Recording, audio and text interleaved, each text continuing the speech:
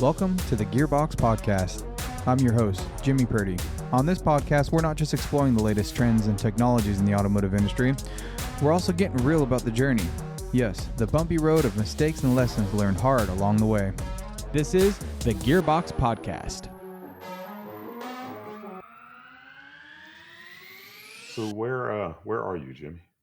We're in California, Central Coast, past Roval. So I don't know if you're familiar with No, I'm not. just about dead center, California, about 20 miles off the coast. So it's a nice little pocket, right? Because we're out of LA, like about 4 hours north, and then we're out of San Francisco, about 4 hours south. So So is that are you far from like Carmel by the Sea? it's about 2 hours north of us. Okay.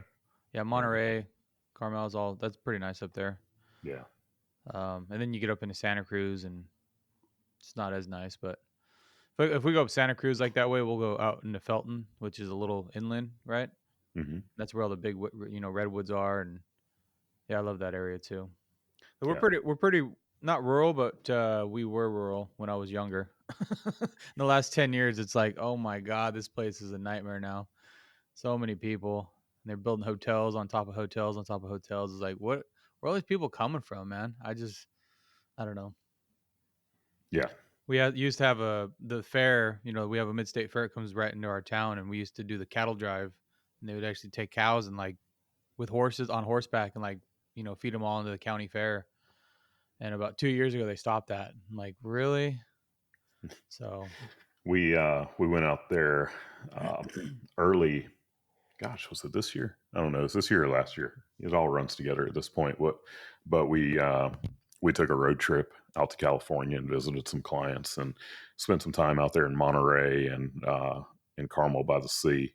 nice. And that was really my first time spending any time in California outside of one of the cities. And you think of California and think of it as this hugely populated place, which I guess ultimately it is.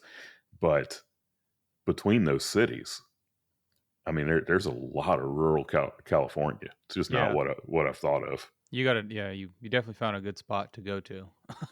Yeah. It's a little, I mean, California is expensive, but that's definitely expensive compared to most of California. It's like, Yeah. but I love it up there. It's nice. It's open enough. You still got the coast.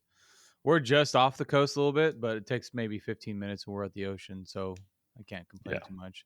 No, not at all. It's all the wine. It's the big wine country. Like past Robles is the new Napa Valley. Mm-hmm. So like instead of everyone visiting Napa now, they all come to Paso. We got 390 wineries now.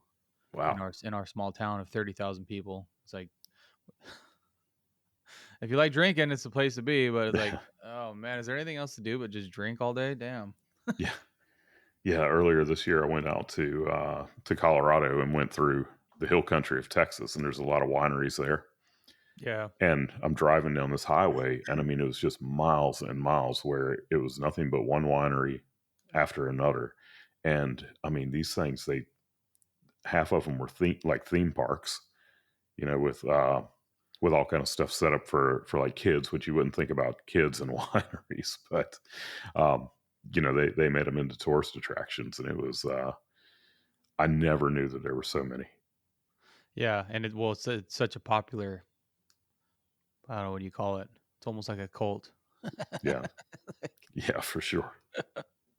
And it's all a matter of preference and taste, right? So it's like you can just say it tastes like whatever you want it to taste like. Like the tasting notes blows me away. In our town, I used to do chauffeuring, right? So on the weekends, I'd go and like, I'll get it on some of this action. So I'd go work for a local limo company, or I'd fix them during the week, right? And then like drive them during the weekend.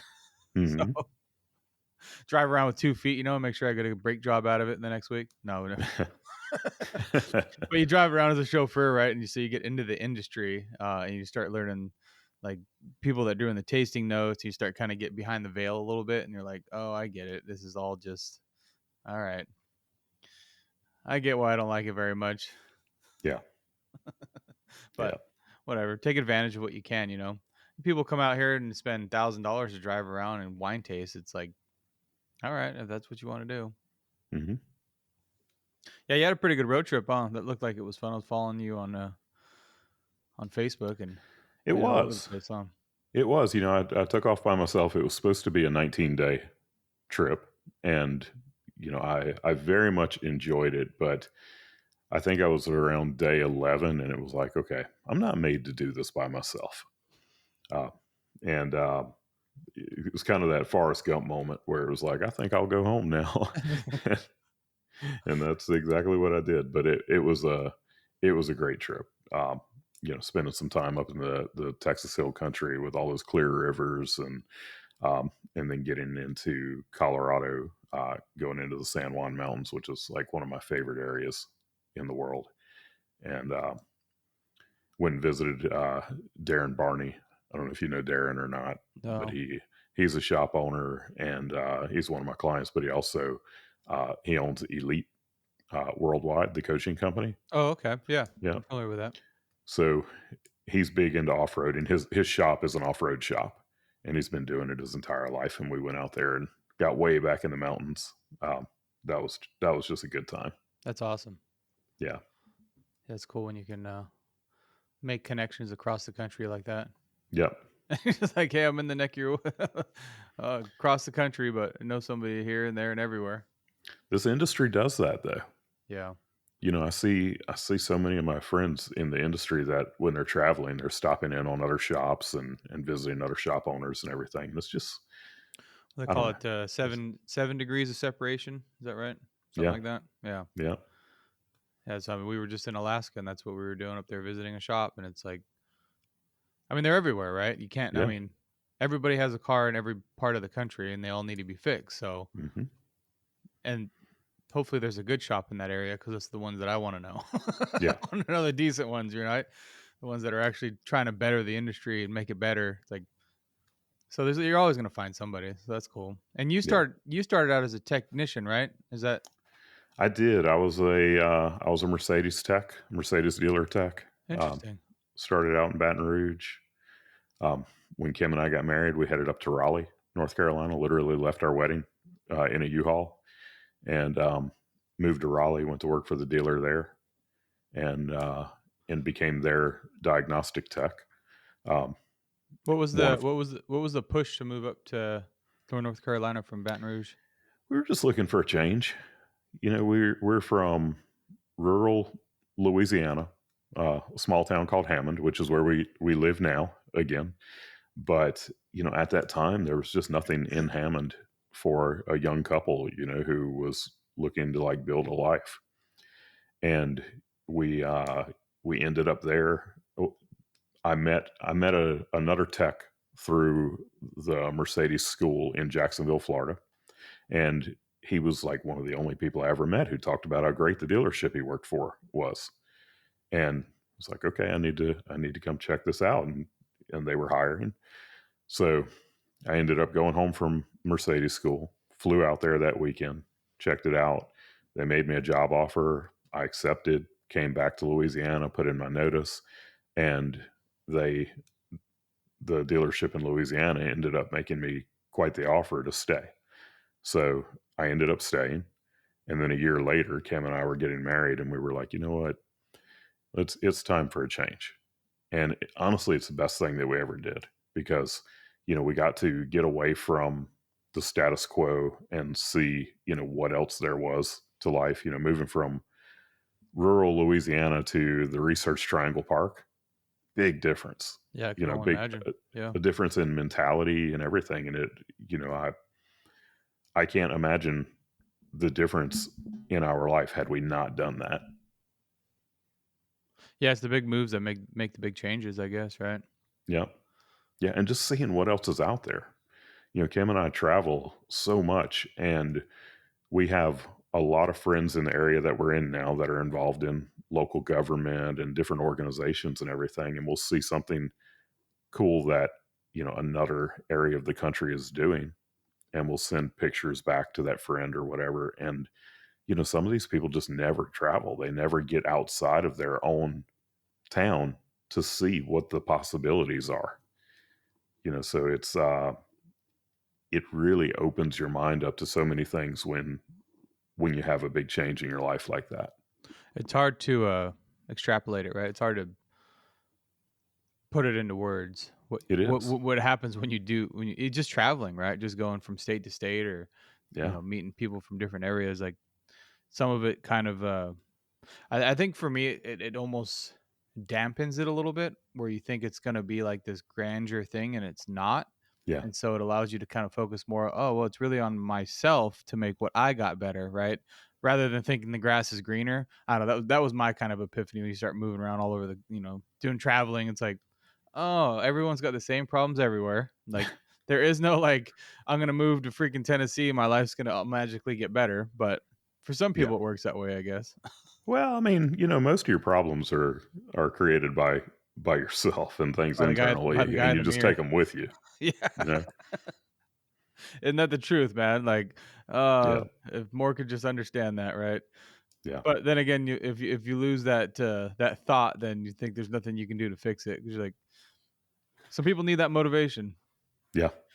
And when we travel outside of the country, especially, because Yeah. we'll see something here in the United States that's old and it's like 200 years old. You Right. get over to Italy and you see something that's old and it's like 3,000 years old, and it's just a completely different perspective shift. Maybe on the East Coast, 200-year man. On the West Coast, like just going to Boston and going to the East Coast, you start seeing stuff. For me, it's like 200 years old. I'm like, that's rad. Like that's so cool. There's nothing Yeah. like that on the West Coast anymore, right? Everything's Yeah. new and developed, and then going to like Ireland and seeing like 1400 castles. You're like, what? This Yeah. stuff's still around, man. Yeah, it's mind blowing for sure. Yeah. So you Now stayed at the I oh do sorry. want to ask real quick. I'm looking. I see uh, your voice track at the bottom. Mine is just a straight line. It's definitely getting my recording right. Oh yeah, I got you on this side. Okay. Cool. Yeah, we're good. Yeah. That's the worst thing in the world, huh? Oh man, that's like one of my greatest fears is to record a podcast episode, and it would be the greatest one I ever recorded, I'm sure, and then get to the end and have none of the You audio. you would be the only one that know about it, Yep. yeah. It's a very yeah, that's funny. It's just one of those things that you're just sitting there like, I just been sitting in this room by myself talking to myself for absolutely no reason for the last hour. Yeah. I always push record as soon as someone comes on, and they'll just edit the first part if there's no sustenance there, right? Because it's like, yeah, I guess go click it, get that out of the way, get it rolling, make sure the feedback that I got my sound right. Because sometimes other people's mics come in here too, and it's like real little. I'm like, you got to get a little closer because that's going to take a lot of editing to bump that up. Yeah. So, but no, you're coming in good. Yeah, so I think you did an episode like that where you were talking about that with somebody. And I do a radio show on Saturday mornings, and I do by myself. So I was just thinking, I'm like, can you imagine if I just was like in the radio booth and I'm just talking into this microphone that's not on for an hour? It's like just the oddest thing to think about. Everybody who's listening, just dead silence. Yeah. Yeah. That's what it feels like anyway, right? Because I don't have a Yeah. feedback, so I'm just like, I don't know if you guys can hear me or not. Could somebody call me right now and just make sure that this thing's on? It's Yeah. funny. So as a tech, you worked as a tech for a long time. Did you ever go into shop ownership? Or it was just tech, and then you I, kind of made the pivot into what you're doing now?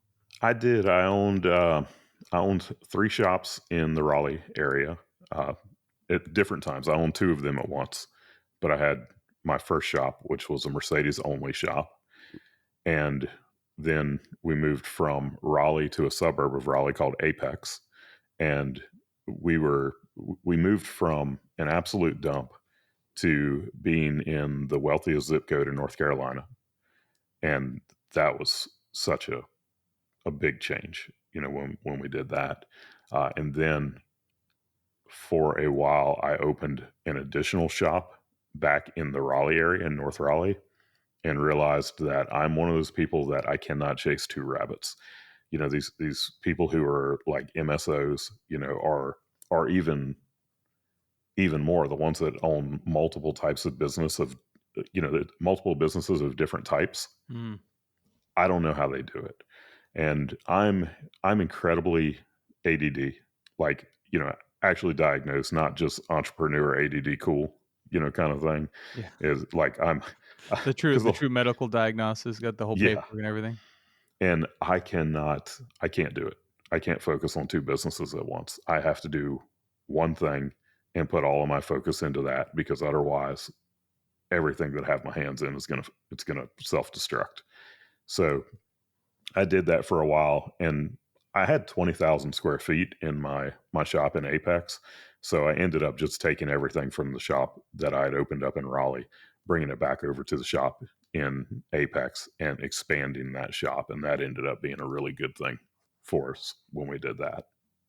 What do you think, other than that, having the ADD thing going on, what do you think was another big hang up, or what was the biggest challenges to making that shift into two? Because that's the big one, Yeah. right? One to two, I've heard, is the hardest one, but then once you get that figured out, putting that third and fourth one, supposedly, right, from what I Mhm. understand, it gets easier and easier. So what did you find as like an obstacle there?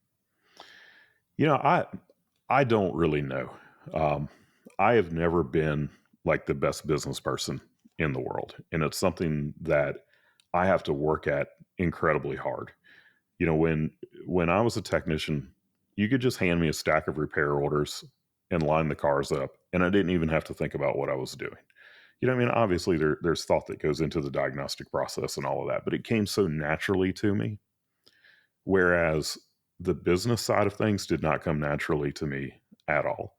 And early on, as I made the transition from being a tech to being a business person, I didn't take it near as seriously as I should. And ultimately that was the demise of our business. We blame it on a road construction project, and the road construction project was a 7-month long road construction project. And if you ever want to hear that entire story, you can go listen to episode 2 of our podcast, the Auto Repair Marketing Podcast. But the it was a road construction project, but the real truth of the matter is I was not the business person that I needed to be able to carry my business through something like that. When everything was good, I was good enough. And I think that that's a problem that a lot of people have when they transition from being a technician to being a business owner, because you have to make that turn. I guess you don't have to. You could hire somebody to run your business, but for most people, they have to make that transition from tech to actually being a business person. And you have to take that incredibly seriously. You can't just be okay with good enough when it comes to being a business person. You have to, just like if you're a technician, you should strive to be the absolute best technician that you can possibly be. When you're a business person, you need to strive to be the absolute best business person that you can be. You need to know how to read your financial statements. You need to know how to predict cash flow. You need to know how to create cash flow when the prediction shows it's going to be low.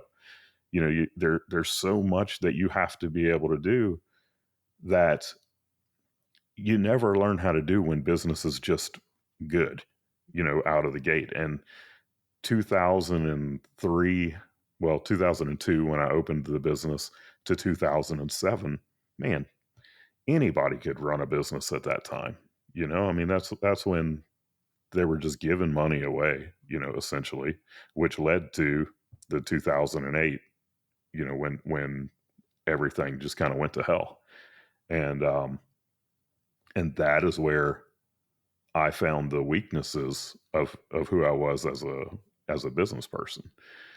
And even now, like I say, I have worked very hard to become the best business person that I can be, and I make it a point to know my business inside and out. And I don't know if it comes down to I don't have the discipline, or I don't want to work that hard, or what, but when it comes to multiple businesses, I just can't make myself do it. And I don't know I don't really know how to put my finger on what it is. Whereas you'll have other people that they got 30 different businesses and most of them are thriving, and it's like, how do you do that?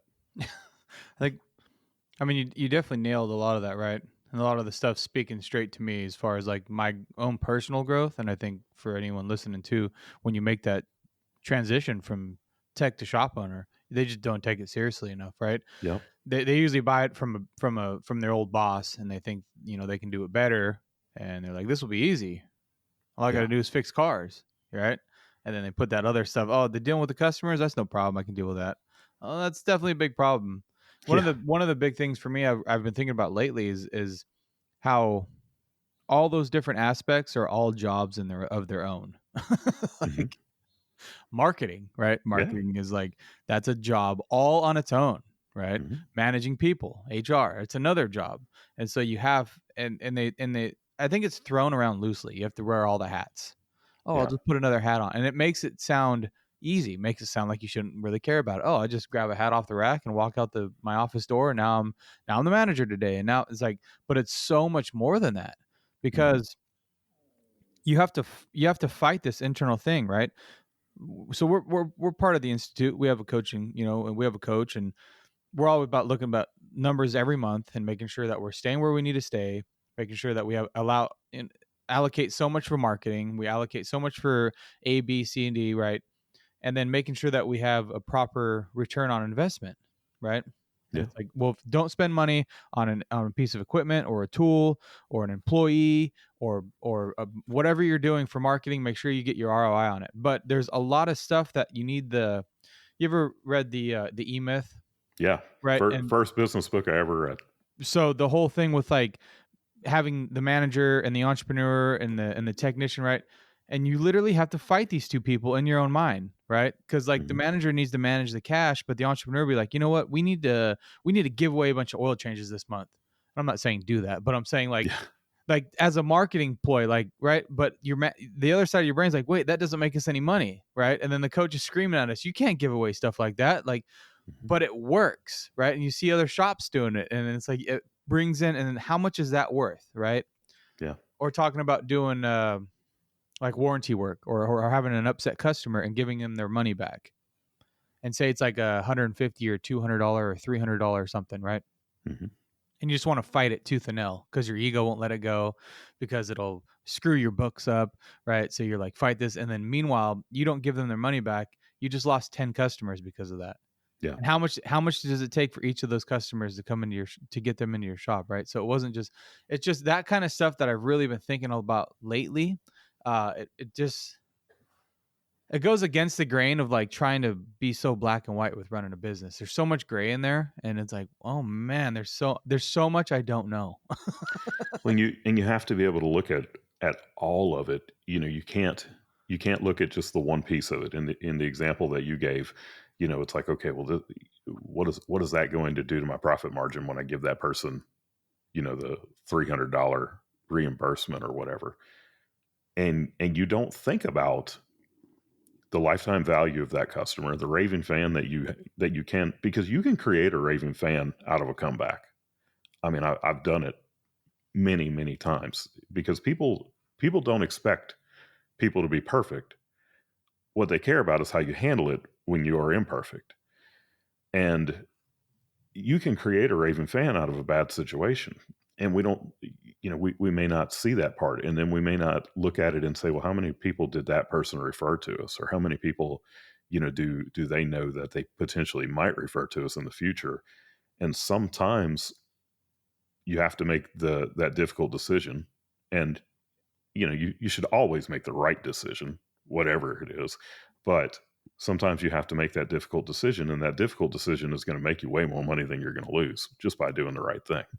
Yeah. I But you mean, have yeah, to be able to look at all of it from that 30,000-foot view to be able to see all of the pieces of what's going on there and how that's going to play out in the future. absolutely. Yeah, that's the nuance stuff that your egotistical technician brain won't let you let it go, right? Yeah. Like, I didn't make a mistake. That wasn't me, right? Yeah.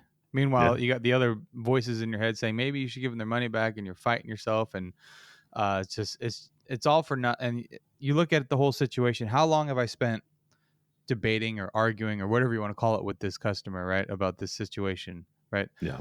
How much time and energy have I used? How many emails have I sent? How many text messages? Like when all you had to do is just, you know what, we made a mistake. Here you go. Be on your merry way. Right. I don't Hmm. think it applies to every situation, but it's just one of those nuanced things that I forget about it, and I feel like maybe a lot of others forget about it when you're in the trenches, when you're like deep in it, right? When you, like you said, when you're not taking that 30,000 foot view and you're just like in it with a microscope and you're just trying to cut all your numbers and making sure you're 18 to 20% net and you have your GP where it needs to be and your part, and you forget that giving away a little bit of that profit will help marketing, Hmm. right? And I think that's a big part of I think learning and trying to grow. I don't know. It's obviously something that I'm working on. I'm Yeah. trying. I'm trying to learn every day too, and just stay open minded about it. I think is more important than anything else. Yep. And you will never get to the point where you're not, learning, or you don't ever want to get to the point where you're not learning, because Yeah. no matter how good you get at this, there's always another level to it, Don't be the smartest guy in the room. for sure. So what was the main push to get out of the shop ownership realm and into marketing? Was there something? I mean, because there's so many other things that you could have fallen into, right? In the automotive Yeah. industry, it's just a plethora of other paths. What pushed you into the marketing direction? Well, I mean, I'm a believer. I believe that God just like took us along this path, honestly, when we look at it. But the from the practical side of it, when I first opened my shop, I needed a website. Could not afford to do it because I opened my shop with like $600. Uh, that's a crazy story of how I was even able to do that, but way underfunded. Needed a website, and the only way that I was going to have a website is if I built it myself. And this was 2002, so building a website back then was very different than it is now, and I had to get in there and learn how to do it. And actually built my first website with Microsoft Word of all things, but it worked, and I enjoyed doing it. It was before I owned a shop and before I was fixing other people's cars all day. My hobby was working on cars. It was building my Jeep and, going and off roading and doing all that stuff. And it got to the point where, after years of doing it professionally, I didn't want to do that stuff at night anymore. And the building websites is just something that I just really enjoyed, and it became my hobby. So I had a friend who introduced me to a content management system called .NET Nuke back in the day, that's the software that you build a website on. And I took that and built my shop website, and then started helping some other friends in business with theirs. And when we lost our business in 2007 and went bankrupt and moved back to Louisiana, at that time it was just, what is anything that I can do to help put food on the table? And I started, building websites, for small businesses in the area, and was making a little bit of money doing that. And next thing I know, I've got people asking me to manage their social media and do their emails for them and all that stuff. And it eventually it got to a point where it was like, well, why? Let me just go do this instead of turning wrenches, because I was working in Baton Rouge, which is about a 45-minute commute from where I lived. Baton Rouge traffic is miserable. Um, you would never think that. You don't think of Baton Rouge as like the place. Not like L.A., but Baton Rouge traffic is absolutely miserable. And I was driving a car with a busted evaporator core in Louisiana in miserable traffic and couldn't afford to fix it, even though I could do the work myself. I couldn't afford the parts. Like, it was a rough time in life, and saw the opportunity to be able to work from home, and said, okay, I'm going to give this a shot. And I did. And, it grew into what it is today. We were a generalist agency up until 2019. I didn't have my first auto repair shop client until 2019. I had a business partner who didn't want anything to do with specializing, because he was the creative type, and he was like, I just don't know how many auto repair designs I can do. And he Hmm. was more about the art side of things than the business side of things. And I eventually bought him out, and then we specialized. Um, but that was the real transition. Was here's this other thing that I can do. I can make a little bit of money doing this, and it just made sense at the time, and I'm grateful for the path that we went down. Yeah, I mean, there was obviously something there because back in 2000, the early aughts, Yeah, not a lot of people had websites. I mean, still in 2024, there's a lot of shops that refuse to have a website. yeah, which blows me Um, away. right. But So you obviously had something. What was it that? Because I know that same struggle, right? Of like opening a shop and like never having more than $5,000 in the bank account at any time, right? mhm, Like it's just a cycle of you make just enough and you're happy. Like I was happy when it went to zero instead of like I owe someone and I can't pay them till halfway through the month. yeah, Like that was like the first 3 or 4 years, right? Like I think that speaks to a lot when you're in that bootstrapping phase and you have no idea what the hell you're doing and why mhm, you're doing it. But somehow you're making it work, right? And the last thing on my mind was putting a website up. So that's interesting that was something that was forefront for you, that you really thought I need to get a website going, right? yeah. Was that just something that came to you naturally, or something that you saw that forced you into that path? Well, we were in the Raleigh area, Research Triangle Park, very tech heavy area, and it was something that people in that area kind of expected. And we were one of the first shops in the area to have a website. Um, I think it was just something where I could kind of see the writing on the wall, and it was like, let me get out ahead of this. And I mean, our web presence, built us to a $1.8 million shop in 2006, which that was a pretty big shop then. I know you got these shops now, hitting $1 million months and everything, but at that time we were a big shop, and it was due to our web presence and my wife, which that's something that I haven't really talked about at all, but she was very involved in the business and the marketing side of things and doing all of the networking and all of that, and she did an amazing job with it. So the two of us kind of had that same marketing mind, um, and that helped out a lot. I mean, it's much more important than I think a lot take. uh, You can either market by lowering your prices or you spend the money on marketing, one way or the other, right?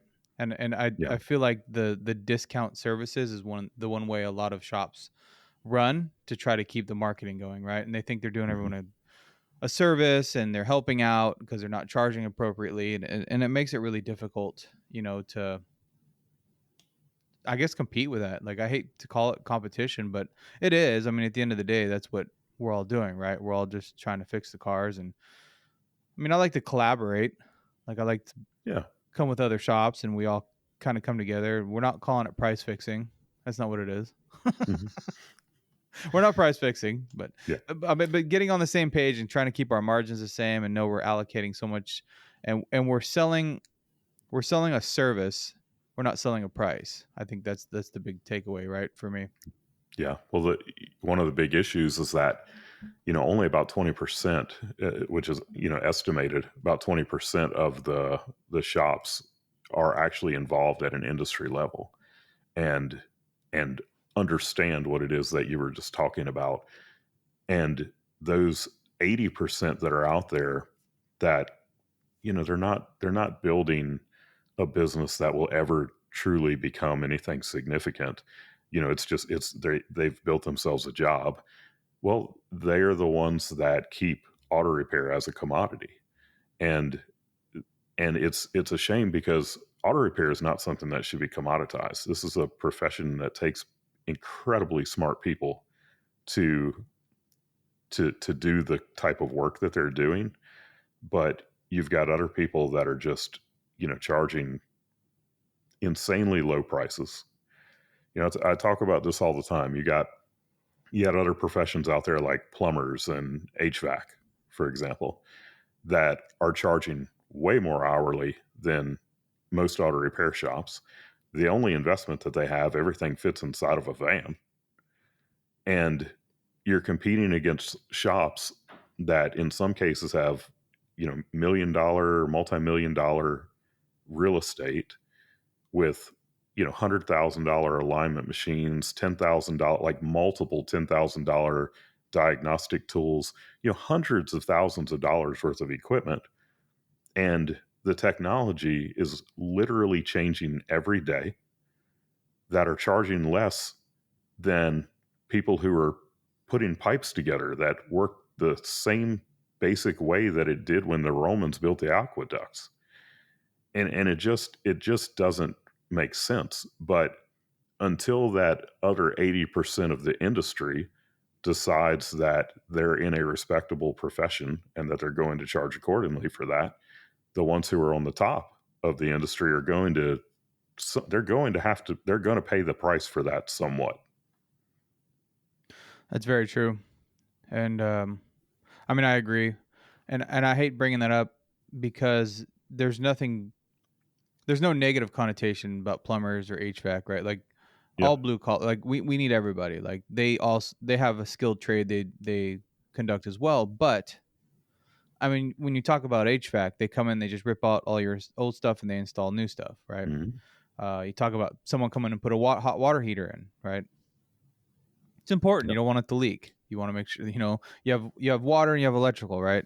For Yeah. you and I, it's easy to think, well, that's it's simple. You just shut the breaker off, you're gonna be fine. But for those not in the know, it's like the biggest and the scariest thing in the world, right? Like Hmm. it's water and electricity. But to get charged $370 an hour to have a hot water heater in, I mean, I'm all about paying for a quality service, but at the same time, like, wait, you're charging $370 an hour to put a hot water heater in? Yeah. And if you, I'm sure you've installed one or two in your life. I have. It's not, it's not rebuilding a transmission. It's not rebuilding a differential. It's not doing a head job on a Prius. Like it's, Yeah. you know what I mean. It's different there, but yet we're charging less than $200 an hour to do that work that I was just mentioning, right? So you're absolutely right. It's like, why are we doing that? Why? And I honestly think it's because if you're in the auto industry, you have a huge heart. Like the Mm. empathy that we all have as shop owners and most technicians is because we want to help. Yeah. We were in that we were in traffic with no AC. We know how miserable that is. We know how much that sucks. So when we get the ability to fix that problem, we want to help. And if someone Hmm. can't afford that, I think we just put ourselves in their shoes and we're like, I can do it. Let me just do it for you. I'd hate for you to be as uncomfortable as I was, right? And so you just do it and then you undervalue your service. And Yeah.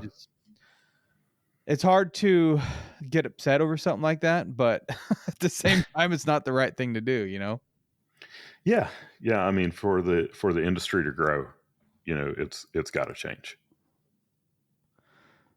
And I Yeah. think it will by default. We talk about, things like a technician shortage now. What in the world is that going to look like in 20 years? Oh man. Especially as the cars get more and more technical.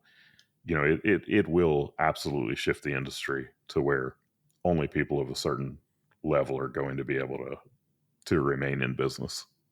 Yeah, when you talk about the advent of EVs and I mean, who knows what's really going to happen to all that, but the main thing is it makes you think about it, right? And it's something that can happen. I don't know if it will, but it can. Yeah. Um, and it just really shines the light on how much we don't know and what is this going to happen to the industry if it pulls that way. And if you're not doing training, you're not staying up on everything. A lot of shops really base their work on what they know, right? Instead of saying, well, we want the new stuff coming in, they're just, I'm going to stay in my lane, I'm going to keep staying in my little pocket, and that's all I'm going to do. And then I'll just, I don't want to call it a specialized, but if you kind of specialize in one area, you don't have to think about anything else. I'm just transmissions, right? We'll just do transmissions. Hmm. We don't fix anything else. Really? That's all you're going to do? How's that going to play out in 10 years though, right? When Hmm. like the shop down the road can just buy a reman from Jasper or LKQ or someone and just swap it for the same cost that you can do it for. What elevates your service better than the shop down the street? And then if you don't know engine diagnostics or anything else, you just kind of pigeonhole yourself. Now what are you going to do? So, uh, I mean, that's one thing revelation I had a few years ago. I was like, okay, we gotta figure out what to do with these 8, 9, 10 speeds coming out. We got to make a shift. Yeah. We've got to like figure out other things that we can bring into the shop, because everybody can just buy a transmission and swap it in. So I think a big part of that is staying open minded, right? And like learning the new processes, but also being able to transition your marketing for one, and being able to pull in the different types of vehicles, right? And knowing what can you pull in, because you have these ideas as an entrepreneur, like, oh, maybe I'll start doing hybrid work, or maybe I'll start working on motorhomes, or I'll start doing this or that, the other thing. But is that even going to be relevant in your area? Yeah. And, it's, it's, it's interesting because we have had quite a few people that I've talked to over the years that have come to me that they own transmission shops, and they have started doing full service auto repair. And one of the biggest challenges that they have is they almost always have transmission in the name of their business, Mm-hmm. and they've been in their town for years. And people will tend to think that, well, that's all that they do is transmissions, and they have to completely like change the brand to to incorporate all of the other things that they're doing. I've had the same thing with people who have performance shops that want to get into general repair, and the name of the business is like, it's one of the most important aspects to it. When I opened my very first shop, that was the biggest problem with it, is it was a Mercedes only shop, and I thought that I was a genius when I named it Behind the Star, except that nobody in the world knew what that meant unless you were from deep within the Mercedes world. As Yeah. the Yeah. term, riding behind the star, the one out there on your hood ornament. But yeah, I absolutely, so I'm a huge advocate of specialization, but I also think that there are some areas where if you niche yourself too tight, it can become a problem. And I'm guessing that y'all do see that way more than I'm ever seen it, in the transmission world. Yeah. Well, diesel, like there's tons of specialized diesel shops that are just killing it. Hmm. Great little market. Hybrid Yep. EV shops, another one. So it's just one of those things that can't be black or white, in my opinion. Is that there's so much gray there, because you don't know where the industry is going to go. You don't know what the next big kind of thing's going to be, right? Yeah. Like with performance in California, it's like you're not having a performance shop in California. I mean, you can, Yeah. but you're doing other stuff, right? Because Hmm. you just can't get away with the emissions and all the other garbage that California's, making it so hard to do anything performance wise, right? Yep. So, and who would have thought that, 15 years ago? I mean, I guess the writing was kind of on the wall, but at the same on the same token, it's like, well, you just don't know what's going to happen. You don't know what legislation is going to roll through, what's going to make it hard. So they're doing like the heavy line emissions now for anything over 4,500. It's got to be smog twice a year, and now they want to do it 4 times a year Hmm. on these bigger trucks in California. I mean, that's a great little market to get into, right? But are people with these fleet trucks, are they just going to hire someone on staff and get them certified and just do all their smogs in their own, they're a concrete business, and they're going to have a shop that they dedicate, one guy to do these smogs. So maybe that's not a great thing to try to get into, right? So you don't know, but you got to make Yeah. that step forward and see what's going to happen. I think the diesel's a great one. The transmission's a tough one though. Um, Only because the fact of these remanufacturing companies have gotten so big, and they can get you a transmission in a day or two, and you just swap it in, and it's not Yeah. a tough diagnosis, right? It comes in, you put it in gear, it doesn't move, you need a transmission. Like Hmm. it's a pretty straightforward diagnosis, and then hey, we get you a new one with a 3-year warranty, and we'll swap it in, and it's a done deal. You don't need to go to a specialized transmission shop for that. So Yeah. And those shops that I would imagine used to refer a lot of work to you, yeah. look at it now and say, we can make a lot more money if we just put a unit in it. Yeah, I think the smart ones don't, but the ones that just see the $7,000 ticket do, right? Because Yeah. I mean, the GP on a $7,000 transmission ticket is not very good. It's like, Yeah. you don't have a 60% parts profit on a transmission. You just can't. Yep. I mean, It is I interesting. guess I could, but like you can't. 20% is about what all you're gonna get on a markup on something like that. So Yeah. But yeah, regardless of all that.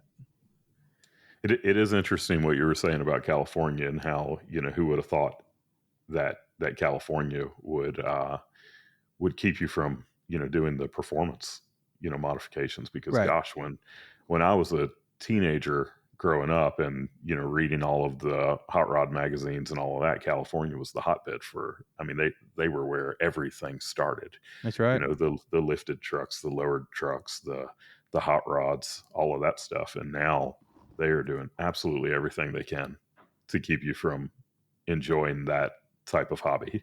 It's wild. And yeah, I mean, back in the 60s and 70s, right? Like that probably wasn't even a thought, Yeah. right? Especially Volkswagen came in with Porsche, and like that was like the down in Temecula, right? It was like that was like where Porsche started. Like it all started Hmm. down there, and now it's all completely 180 degrees. We've shifted away from that. Yeah. It doesn't make any sense to me. But I'm not the one making the rules, so I don't know. Yeah. It's like, I mean, they've made it, felony counts, and you can't change the calibration ID in PCMs.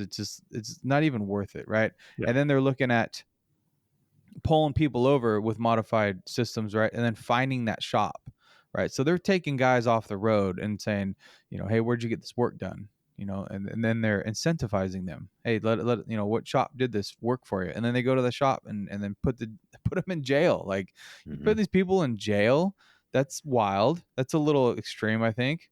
Yep. But again, Yeah. Yeah. It's wild. but talking about rebranding and like having a rename, that's probably one of the scariest things to think about. And one thing Yeah. that I have thought about, but we'll make it work. We get more creative. With shifting gears, it's like it is very transmission orientated, but also we've started playing on that a little bit, and we're going to be shifting gears in the future. We're going to shift your expectations and just like, let's just use what we got and try to play on words a little bit. But that's a scary concept to think about rebranding, right? Because like in Mhm. your hierarchy of needs is one thing that when you did that video that really resonated with me, because it's like near the top, right? And so if you need to rebrand yourself, you really have to start back at the bottom, which is like, I don't want to do that. Nobody Well, wants. it doesn't have to be as daunting of a task as a lot of people make it out to be. Now, in your case with shifting gears, that's that's an automotive term, in general, and I don't think that, like, in that case, I would I would not recommend a rebrand from, the standpoint of like a name. But, there's so many shops out there that, are like Jones Transmission, and Yeah, that's true. then they add automotive, so they make it Jones Transmission and Automotive. And it can be as simple later on when they're doing the rebrand, because the business is changing. I mean, they get to the point where they're doing much more automotive than they're doing transmission work, or they want to be doing more just general repair than transmission work. And it can be as simple as changing the name from Jones Transmission and Automotive to Jones Automotive and Transmission, and it completely shifts the way that people will look at what that business is. But it doesn't get rid of the years of goodwill that you've built up with that name, because people will still view it as the same people, same shop, same great service. But over time, they don't think of it as Jones Transmission, they think of it as Jones Automotive, and it just works. That's interesting. It's an interesting thing you bring up too, because one of the issues we run across a lot is they'll come in and for a certain service, and then they don't realize the other services you do. And I'll kind of get off the podium of like transmissions alone, but it's probably something a lot of other shops maybe run across, where they market a lot of oil changes, right? Hmm. And then they'll come back and say, "Oh, you do brakes?" Or, "Oh, you Yeah. do tune-ups?" Do you have any advice on that to help people like with that kinds of situation? That is going to be something that happens at the service counter more than anything, but also in your social media, in your videos. I mean, anybody that knows me knows that my soapbox is about doing video. But, at the service counter, your service advisors should be making people aware of all of the things that you do. A good example is, a lot of times the shop may sell tires, but the customer base really doesn't think of them as a place that would have tires. They just think of them as like general auto repair, and they think of the discount tire down the street as the place to go get tires. And the service advisor should be making people aware of those other things that you do.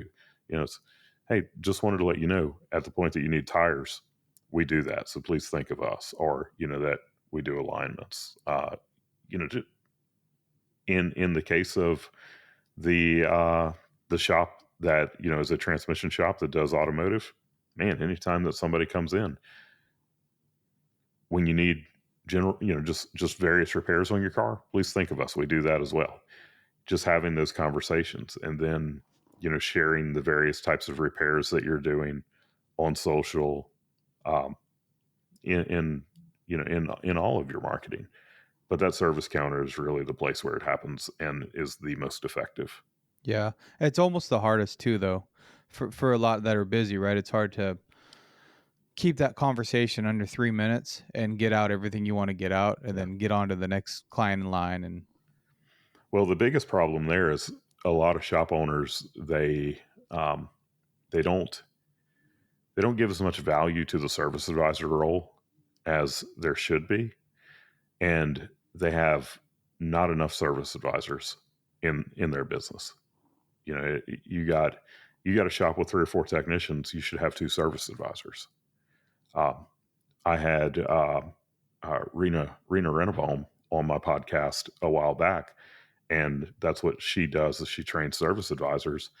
And she talked about shops that have a 1-to-1 ratio of service advisors to technicians. And when she first said it, I was like, oh my gosh, how in the world is that even going to be possible? How can you maintain a profit margin like that?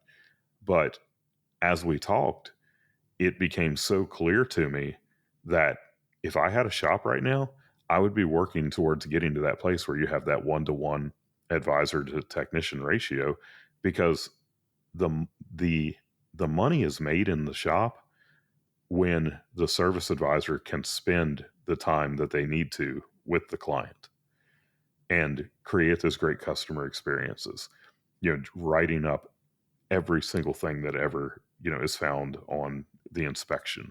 um, just creating that relationship where the client looks at you as their advice, like their advisor, not service advisor, but just your advisor, all things for the vehicle, yeah, automotive. yeah, And when I left that recording that podcast with her, my mindset had been shifted so much. But there's shops out there that are running 1 advisor to 5 technicians. And it's wild. it's like, how in the world do you ever upsell anything like that? Yeah, So everybody's running around with their hair on fire. You get a $250 average repair order and wonder why you can't make any money. yeah, and I think that plays back to kind of what I was saying about excuse me, using your numbers and trying to keep that profit margin where you are told it needs to be, right? The 1 to 3, right? So for every 3 techs, you'd have 1 advisor, and that's the magic ratio. And they're writing $100,000 in sales, and each technician is doing 30 to 35,000 a month in work, and it's just a perfect little recipe. And it's like that, but that just doesn't work in the real world, right? Yeah. For like the majority of us, like there's shops out there. Becky, right? Like she's got it down, working Mm-hmm. 3 days a week, right? Yeah. Just killing Yep. it. Like that, there is the anomalies out there that are making it work. But for most of us, the techs are doing like 18 to 20,000. The advisors are writing like 80, right? And so, and then you have like one rock star that might do 30 or 40. So it just depends on what your situation is. But you're absolutely right, because having that extra, what do you call it, a secretary, or even just an estimator, or whatever what you want to call it, but having just someone else just to answer the phone and take Mm-hmm. in walk-ins while the other one's trying to write up, you know estimates. I mean, it's, Yeah. when you look at the profit margins, like, you need to get rid of one of your advisors, you don't have enough techs. It's like, but there's more to it than just looking at my business on paper with these numbers, right? Like, Yeah. there's something else that I need them to do, and that's why I need them there, even if they're standing around for 3 or 3 hours a day. And that's when, all the coaching companies, their minds explode. What, Yeah. you're gonna have someone sit there not being productive? That's gonna cost you money. It's like, it is, but it's going to also cost me money to have them not there. So just one Yeah, metric can be tracked and the other one cannot. we get way too hung up in, what is the ideal and what these metrics are and all of that, because, somebody out there says that this is how many advisors you should have to how many technicians, and it's going to be different from shop to shop. They're going to run different, and like you said, I mean, no one is going to run a shop that has those perfect metrics that are happening all the time. There's so many outside influences on that. And look, I am probably one of the biggest advocates of coaching in the industry, and I believe that every shop owner should have a coach. But I also believe that not everything that every coach says is going to be 100% true for your business. Yep. And it's probably one of the big things that you come across with your marketing company, right? Is trying Mm-hmm. to reinvent the wheel over and over. And then Yeah. obviously if it works for a certain amount of time, eventually it's going to not work anymore. And then you can't rely on that tactic or what you're doing anymore to bring it new, because now everybody's doing it. And I think the Mm-hmm. one thing with marketing is you have to be different than everybody to get someone's attention, right? It's You the only do, way it but works. fortunately, in the automotive world, you're basically marketing to the people that are 7 to 10 miles around your business, and most of your competitors are not doing a good job with marketing, if they're doing marketing at all. So there's so much opportunity there. And look, if you happen to be that person that's in the area where you have 3 or 4 strong competitors that are all doing great marketing, then you do have a little bit of a disadvantage. But how much more of a disadvantage do you have if you're the one who doesn't have marketing at all, or doesn't have great marketing to compete with theirs? So, but for most shops, it's a blue ocean, because your competitors just aren't doing this stuff. Yeah, especially videos. I mean, Yep. and that might just be something that some can never bring themselves to get on Yeah. that platform and make that happen. So it is kind of easy to say that's all you got to do, but then it is kind of hard to put yourself in that awkward situation and do it. It is, but at the same time, I don't know. It feels to me like kind of a sad thing when, if you're not willing to put yourself out of your comfort zone and do things that are going to have a positive impact on your life. Like we get so hung up in living comfortably that there's so many good things out there for us if we'll get outside of that comfort. Embrace the suck. Yep. As Jocko Willink says, embrace Exactly. the suck, man. Get uncomfortable. Yeah. Being comfortable is a dangerous place to be. It's nice, but yeah, that's how I feel after vacation. That's why I hate going Yeah. on vacations. Like, I don't want to go back to this. I was having such a nice time. Well, getting down to the end of this, we'll probably be looking about Christmas time by this comes out. Do you have any tips or marketing ploys that work really well for Christmas time for shops? Not really. And I know that that's a kind of a quick answer there, but when it comes to marketing around like holidays and all of that stuff, there's little things that you do, but they don't, like, if you got a shopping, you're going to send out Christmas cards to your clients. Sure, that's going to make an impact. If you're going to do something around um, tax time, and like do some kind of the little fake tax rebate thing, to get people to bring their tax return and spend it on their car. Those are all good, and they're going to get that person here and there. But when it comes to marketing, what really makes a difference is what you do 365 days a year. It's not about saying Christmas is coming up, what can I do to market around Christmas? What you really should be looking at this time of year is 2025 is coming up, and what am I going to do in 2025 throughout the entire year? Like, what is the marketing that I'm going to do? What are those slow times that I have when do I need to be a little bit heavier on marketing, a little bit lighter on marketing? Because you don't, your marketing is not like this straight line. It looks like the oscilloscope where it's kind of going up and down throughout the year. You got slow times coming up. Um, if there's a particular month that's always slow for you, if there's an event that is happening in your area, like the state fair, for example, used to always cause our business to be slow for a couple of weeks. Well, you ramp up the marketing before that. And then when you have those times that are just naturally busy, you can kind of ramp it down a little bit during that time. You never stop marketing. It's just that you plan for what your year looks like and you market according to, when you know that you're going to need a little more work, when you know you're going to be scheduling 3 or 4 weeks out, and then you can shift. Are we going to have a heavier Google ad budget one certain time of the year? Or are we going to invest more in SEO one time of the year? And you should be planning that at the beginning of the year. Sitting down. We actually, it's not going to get out in time for any of the listeners to hear about it, but like, we do a Tuesday teaching in our Facebook group, and the Tuesday teaching that will happen today is about doing your marketing planning for 2025. And that's the biggest thing that you can do, is instead of, you look at all of the times where you're going to be busy and you're going to be slow, but look at it as a whole of, what is my entire 2025 marketing plan going to look like? And when you execute that, Christmas of 2025 is going to look very different than Christmas of 2024. So it's So I guess what you're saying is, if you're looking for a podcast at the end of November to try to ramp up your holiday season marketing, you've already made a mistake. it's too late. It's Yeah. already too late.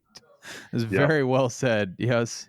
You've got to be looking at this stuff 3 months ahead of time so that you can start doing it 2 months ahead of time. Yeah.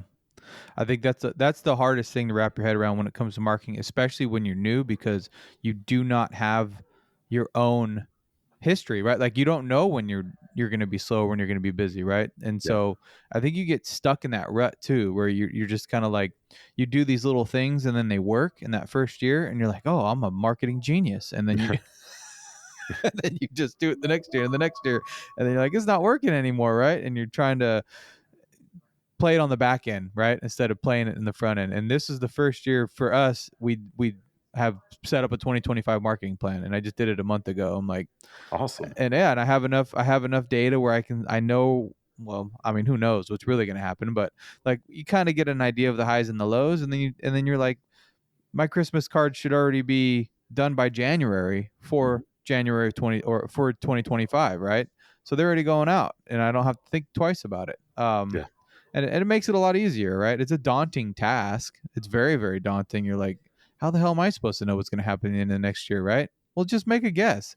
I think it's a lot better making a guess at the beginning of the year than trying to do it in November of the same year. 100%. You want to stress yourself out? Try to figure out a holiday promotion plan 1 month before you're sending it out. Well, marketing is just like anything else.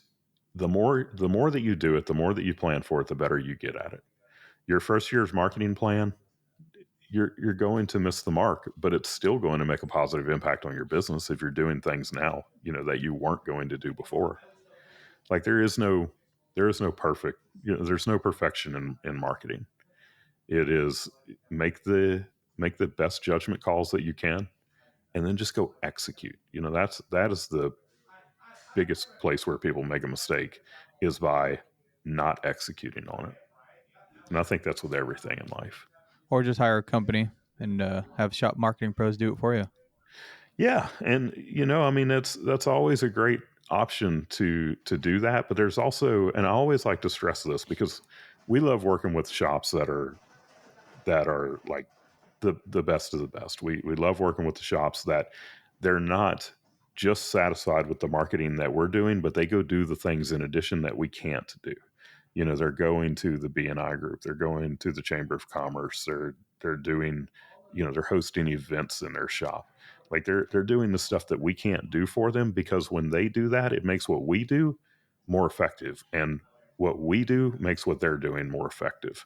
So, they're absolutely, you should be hiring professionals to do the kinds of stuff that we do. Yes, I built my own website when I had my shop. Most people are not going to be able to do that. They're not, even if they could do it, it's not the best place for them to be spending their time. Most people are not going to run their own Google ads. If they do, they're going to pay a mediocrity penalty to Google for not knowing what they're doing. Yeah, That's true. probably going to exceed what they would just pay us to manage it. And same thing with SEO. You're going to pay in lost opportunity cost for trying to do that stuff yourself than if you just paid a professional to do it. Now, that being said, there's always those anomalies. There's the people out there who just have a mind for this. And I know multiple of them because we talk about this stuff a lot that do an amazing job with their marketing. And if you are that person, and especially when it comes to things like your social media marketing, if you have the marketing mind and if you have the discipline to do it, nobody can do a better job at it than you can Mm. because you know everything that's happening inside of your business. But if you also know that you don't have that marketing mind and there are, like, you're the mathematical person, you're that financial genius, spend your time on your finances in your business and pay somebody else to do your marketing. And that's the same thing with anything. You surround yourself with the people who are really great at what they do and let them do the things that you're maybe not so great at. Well said. That's like the customers that come in that can do their own work. Yeah, They're the worst customers. The they people you are. don't want in your business. Like, well, sorry, sir, but not everyone's as smart as you. So sorry we dropped the ball here. But hey, we're hiring if you're looking for work, right? Well, Brian, I really appreciate your time. This is Yeah, I enjoyed it. this went by pretty quick. When it Thank comes to you. Thank you for having me marketing, on. it's like the hot topic. Everybody wants the magic, the silver bullet, the golden nugget, right? How do I Yeah, get more cars into my shop? It's like, I don't know. How do we do that? you yeah, you you battle it every single day. It feels like. yeah. But the worst thing to do is nothing. That's right. Well, again, thanks for your time. Yep. Thank you for having me.